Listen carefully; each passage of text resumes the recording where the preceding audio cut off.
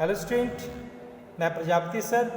आज class 10 history का chapter making of the global world में आज हम लोग बात करेंगे वेटन वुड इंस्टीट्यूशंस के बारे में। सेकेंड वर्ल्ड वार के बाद से बाजार की कंडीशन बहुत ही ख़राब हो चुकी थी। एम्प्लॉयमेंट का प्रॉब्लम आ गया था। एम्प्लॉयमेंट में फ्लैक्चुएशन था, उतार चढ़ाव था और इकोनॉमिक इंस्टेबिलिटी भी थी, जिसके कारण जो था रोज़गार को कैसे इम्प्रूव किया जाए, प्रोडक्शन को कैसे बढ़ाया जाए, कंजम्पशन को भी कैसे ठीक किया जाए, ये सारी व्यवस्थाओं को ध्यान में रखते हुए एक बार इंटरनेशनल इकोनॉमिकल एक मीटिंग बुलाई गई, जिसमें औद्योगिक विश्व, इंडस्ट्रियल वर्ल्ड के जितने भी कंट्री थे, जिसमें इकोनॉमिक इंस्टेबिलिटी थी, कैसे रोज़गार को ठीक किया जाए, इसके लिए फ्रेमवर्क पर 1944 में यूएस अमेरिका में स्थित न्यू हैम्पशर के वेटन वुड नामक जगह पर एक संयुक्त राष्ट्र मौद्रिक एवं वित्तीय सम्मेलन में सहमति बनाई गई, जिसको हम लोग वेटन वुड इंस्टीट्यूशन के नाम से जानते हैं। इस इंस्टीट्यूशन का मेन मोटो था कि सदस्य देशों के विदेशी व्यापार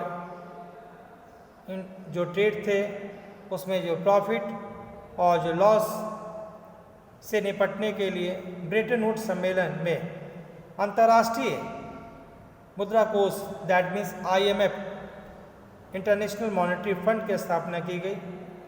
इसलिए की गई कि जब व्यापार होगा तो लाभ जो हानि होगा उससे कैसे निपटा जाए, उसके लिए पैसे चाहिए, तो उसके लिए IMF, इंटरनेशनल मॉनेटरी फंड की व्यवस्था की गई।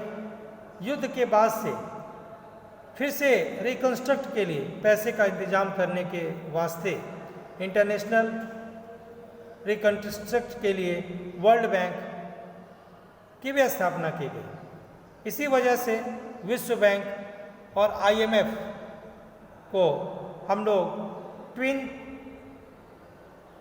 जुड़वा संतान भी कहते हैं, क्योंकि इसी आधार पर युद्ध के बाद अंतर्राष्ट्रीय आर्थिक व्यवस्था को अक्सर ब्रेटन वुड व्यवस्था भी कहा जाता है।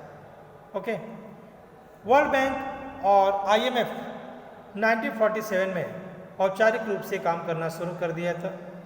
इस संस्थानों की निर्माण की प्रक्रिया पर पश्चिमी औद्योगिक देशों का नियंत्रण होता था। ये वेटन वुड्स में जो संस्थान पर जो नियंत्रण था, कंट्रोल था, वो पश्चिमी देशों का ही था। अमेरिका और IMF के किसी फैसले को वीटो कर सकता था, मीन्स कि वीटो का पावर अमेरिका को था। इंटरनेशनल मॉनेटरी फंड और राष्ट्रीय मुद्राओं और मौद्रिक व्यवस्थाओं को एक दूसरे से ये जोड़ने वाली व्यवस्था थी। वेटन वुड सिस्टम में निश्चित विनिमय दरों पर आधारित होती थी। इस व्यवस्था में नेशनल करेंसी जैसे भारत की मुद्रा, रुपया, डॉलर के साथ एक निश्चित विनिमय दर से बंधा हुआ था। $1 के बदले में कितने रुपए देने होंगे यह स्थिर रहता था। डॉलर का मूल्य भी सोने से बंधा हुआ था। $1 की कीमत 35 औंस सोने के बराबर निर्धारित की गई थी। ओके।